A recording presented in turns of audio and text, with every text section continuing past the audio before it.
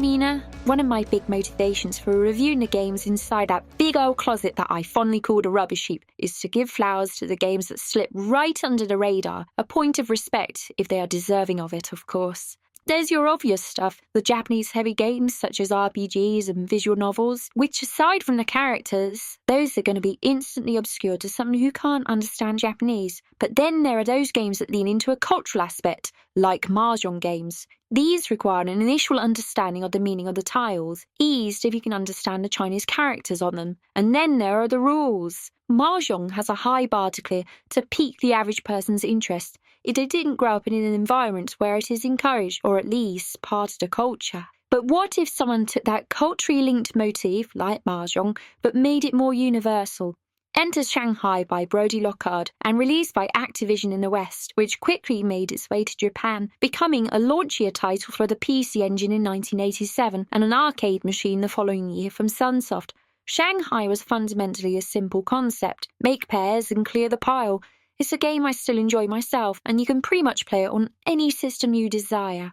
Metrocorp took the idea of Shanghai and then added a few kinks to the gameplay to spice it up, resulting in Toride, at first an arcade machine and then ported to the Super Famicom in late 1994. The name pretty much means Mahjong Fortress, and the idea is much the same as Shanghai. Make pairs and clear the tiles. You do not need to know any of the rules relating to Mahjong, including the Japanese-style Riichi Mahjong. So you don't have to be holding a specific hand or fulfill conditions known as yaku. It's much simpler than that.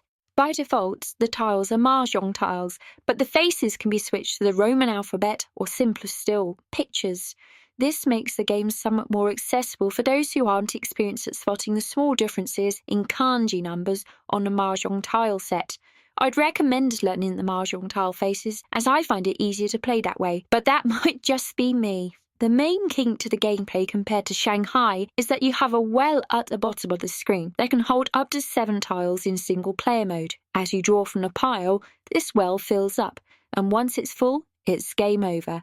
To keep this from happening, you need to find a pair, a tile in your well and one from the Toride, which is the name of the pile of tiles in the middle. Therefore, the order in which you remove the tiles becomes very important, because one false move and that well is going to fill up and you'll be facing a game over. In addition, by default, there is also a timer. Whilst you're plotting your next move, a timer counts down, adding pressure to the situation. Eventually, an alarm will sound warning that you must make a move soon, or it will be game over.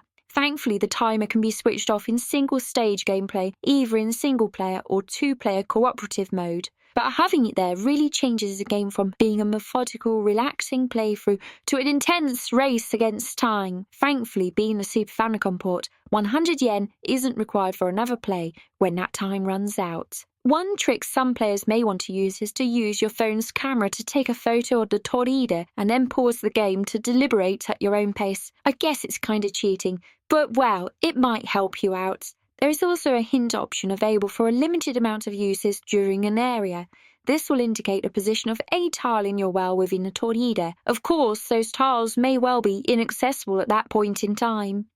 In addition, there are occasionally time and help tiles. The time tile adds a little time to your timer, taking the pressure off, and the help tile increases the size of your well's capacity by 1. It is possible to complete some of the stages by not using this though, so it's not always an essential part of your strategy to collect it. The help tile does not appear in 2-player competitive play mode, though there are special 1- and 2-player tiles that only the respective player can draw from the Toride. These are self-destructing when drawn, so they won't clog up your well. In single-player and 2-player cooperative mode, you can choose story or single-stage mode. In story mode, the story is, well, by the way, about being taken on a time travel adventure to defeat the fortifications known as Toride in this game. Nothing too complex. Within the story mode, there are 8 areas to clear, with 3 stages apiece, and on completing an area, you will receive a password to continue from. In total, there are 8 areas, with a secret hidden area at the end of the game if you clear Area 8 with no continues. I have never done that though. I generally enjoy games like this, but hey, I'm not that smart. Unlike Squeak, which I looked at recently, Toride's 2-player modes are real boons to this game. There are 2 of them, the cooperative mode and a head-to-head mode, and there's no swapping of controllers here. Each player needs their own. In addition, this is one of the few Super Famicom games to support the mouse. The cursor speed can be controlled in the options, and I generally found the game to be more accurate to play with the mouse, whereas I had a few accidental pickups using the standard controller, but it's still perfectly playable. Not only does Toride support the mouse though, it supports two of them simultaneously, but who would have such a thing? There was a time when this stuff was cheap in Japan. Not so much these days, but luckily I have two such mice in my rubbish heap. Anyway, I digress. The two-player cooperative mode is also available in story and single-stage mode. It has a single well at the bottom of the screen, which is one tile larger than the single-player mode. And the cooperative mode is what it says. You work together to solve the Toride. In two-player head-to-head mode, the objective is to clear your tiles quicker than your opponent. You can also win if your opponent's well fills up or their timer runs down. In order to do this, you need to pair not just tiles of the same face value, but also the same colour. You can draw the opponent's tiles, but this won't affect either of your scores, but it can be part of a strategy to either remove it from play so your opponent can't score on it, or to prevent your own well from filling up, as drawing an opponent's tile automatically pairs it with the other tile in the Toride and removes them from play. Presentationally, it's bright, clear and good stuff.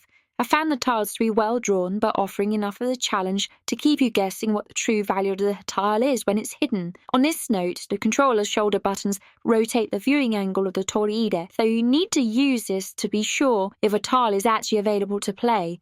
This becomes an essential strategy. This is where there's one downside to the mouse control, as it only supports clockwise rotation with the right mouse button.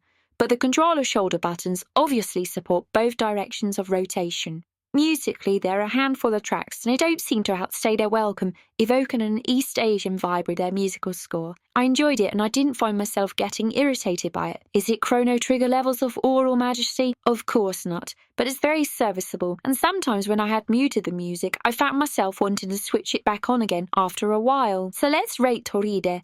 Let's first deal with the Japanese level. I'm going to describe this as beginner on my rating scheme, as being able to read katakana will help you navigate the menus. However, if you can't read a single word of Japanese, I have provided a translation via the show's Patreon, available in the link below. Some of the game's text, such as the options screen, is actually in English. The fact that the tiles can be switched away from Mahjong tiles will help those who can't recognise easily the kanji on some of them. However, if you can't understand a word of Japanese and don't have access to my Patreon guide, don't worry. With trial and error, you should be able to navigate the menus. And how do I rate the game overall? Well, I paid 270 yen for this game complete in box, looking like it was brand new. That was about 2 or 3 years ago now, and it's still pretty cheap even today. Do I feel I got 270 yen's worth of game complete in box? Absolutely. Does this game deserve a great rating or 4 stars out of 5? After all, I clearly really enjoyed this game. Unfortunately, I don't think so. There are even better puzzle games out there, and this is definitely a good one. 3 stars out of 5 on the rating scheme. Whilst I still play Shanghai, I tend to play Toride more because even though this quickly becomes a tough game, I appreciate the extra challenge. If you like a head-scratcher which will make those hours fly by as you try just one more time, Toride is a good game to sink your teeth into. It's one of the Super Famicom's obscure arcade ports that basically nobody talks about even in Japan. But Metro created a good version for the Super Famicom. I can confirm from this advertisement from Famitsu that Toride was released on December 9th, 1994, right about at the time of the PlayStation's launch in Japan, which even though that wouldn't have taken a shine off this game, what did it was the fact that this was released in the run-up to the New Year holiday that year, where an absolute ton of games were released for the Super Famicom, and Toride just didn't stand out that much, so it's become all but forgotten. But to me, this is one challenge that is worth scaling. Recommended, and I am so stoked that I could finally give this forgotten game its flowers. Nice one, Toride. As always, like, subscribe and all of that shit, and also check out this rad Rubbish Heap merch, available worldwide on Redbubble and Amazon. See the links below for how to purchase. I've been Saki Endo, and this has been a Rubbish Heap. Ja ne ne!